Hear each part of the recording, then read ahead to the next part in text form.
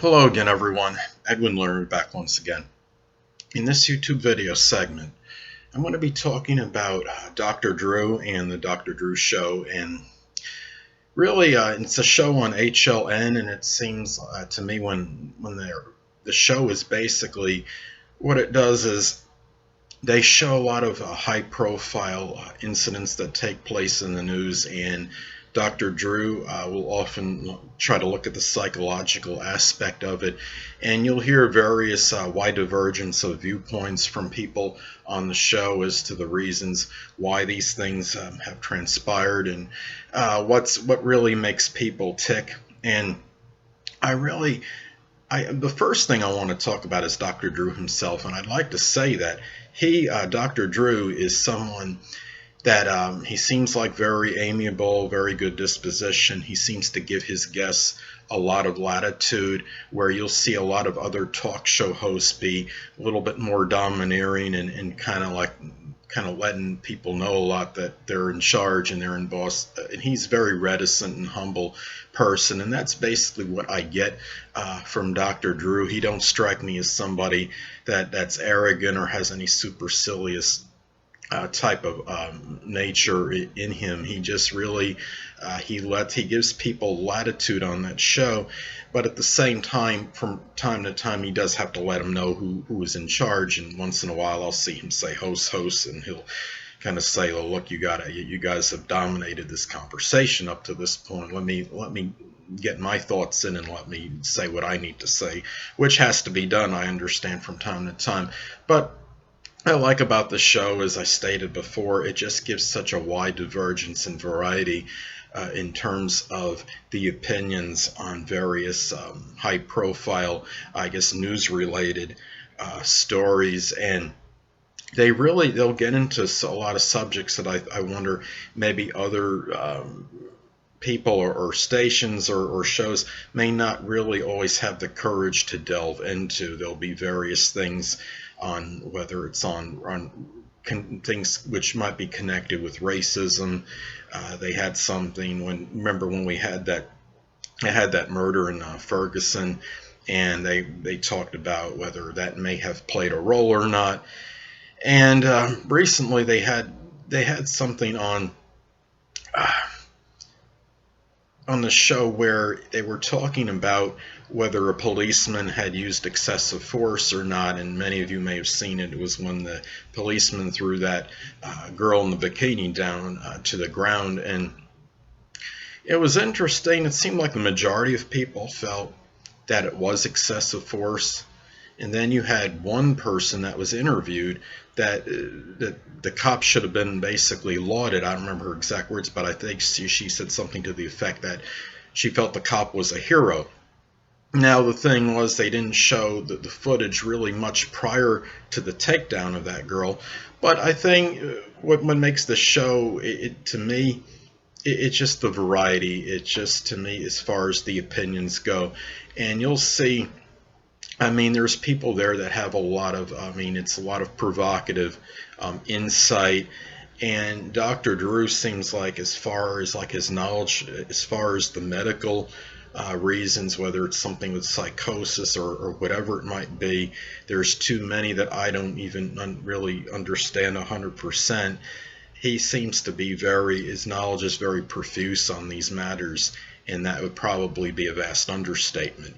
And I like how he'll take his model of a brain out, and he'll show perhaps the reasons as far as the brain goes, as to why maybe something may have happened, as far as something where there might be something wrong with the person as far as a medical condition.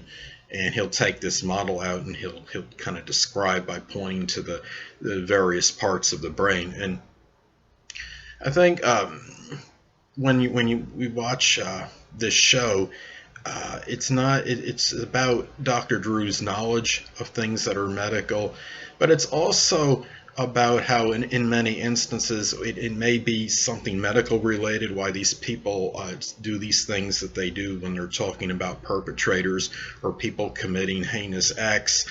And sometimes the person some people are just flat out in the wrong direction in life, or it can just be a lot of instances. I'll notice Dr. Drew will make mention that maybe something traumatic happened with this person in their early years when they witnessed as a child, and it may be impacting them in their adulthood. Now, this may be true in a number of cases, but some people, it's just about, I think, how they just kind of go in the wrong direction.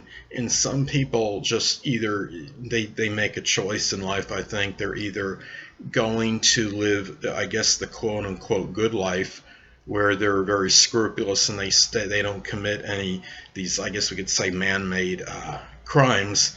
And then you have people that go on the other path, unfortunately, and they go out, whether it's because of their contemporaries or people they get involved in with, and some people are just flat out low down, and that's why you'll see, I think, some people going out and committing a lot of these heinous acts. And now in a lot of cases there might be something wrong with these people, but in other cases there aren't.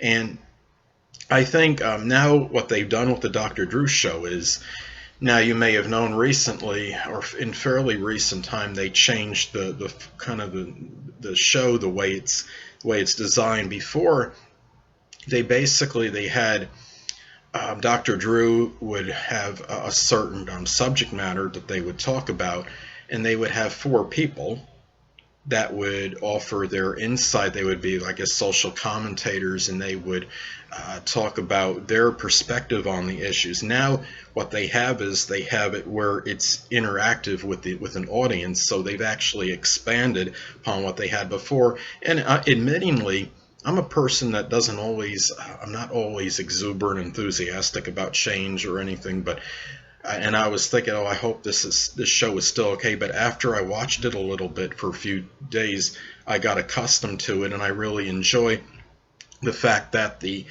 have an audience that can actually interact, and they can inject their viewpoints on various subjects that are talked about on the Dr. Drew show.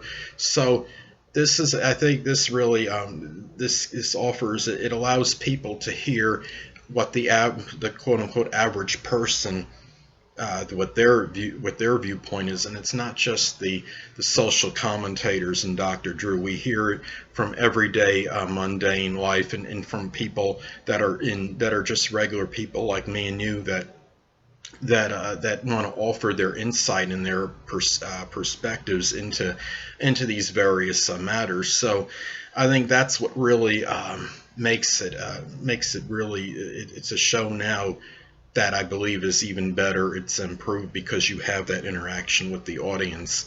And sometimes you'll even get you'll have a famous person that will be in the audience as well. It's not just everyday people. So one time they had Rolanda Watts in the audience. I'm not sure if she's still doing the news there, but I believe I lived in New York originally, and she was a newscaster, I believe, on ABC, if I'm not mistaken, or on one of the main networks there.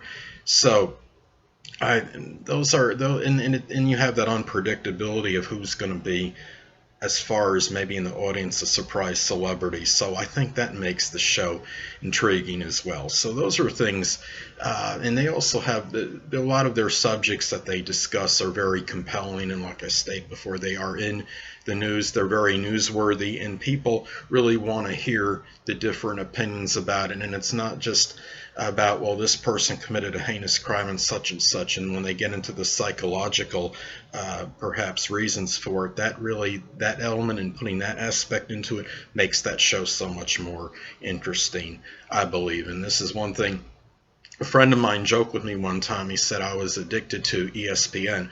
Well, maybe I think HLN might have usurped that, or it's about a tie between HLN and ESPN. I think they're about a tie for the networks that I watch most frequently. Well, anyway, people, that'll conclude this YouTube segment for Dr. Drew and the Dr. Drew show. And until next time, people, Edwin Learnard saying, stay well.